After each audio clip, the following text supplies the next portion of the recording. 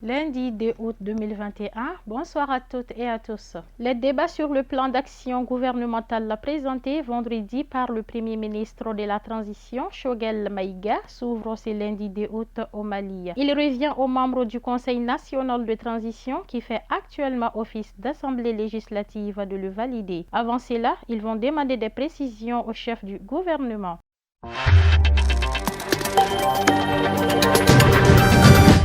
Le 4 mai dernier, une jeune malienne, Halima Sissé, a accouché par césarienne de 9 bébés, dont aussi vivants, sans passer par une fécondation in vitro, une première mondiale. Une grossesse risquée pour la vie de la mère et des bébés nés prématurément. RFI est allé les rencontrer à Casablanca.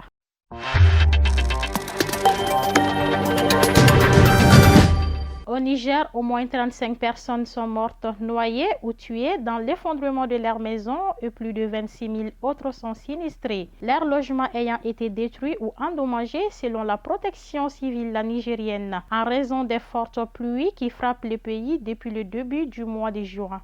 Les régions de Maradi, Agadez ainsi que la capitale Niamey sont les plus touchées ces dernières semaines.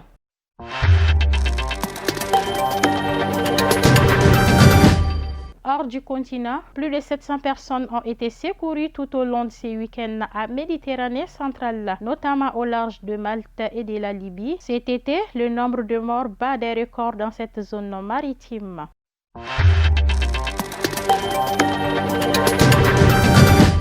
En Europe, une vague de chaleur extrême surplombe le sud de l'Europe et plusieurs pays du pourtour méditerranéen sont en proie à des dizaines d'incendies forçant l'évacuation des villages et rageant des dizaines de milliers d'hectares de forêt.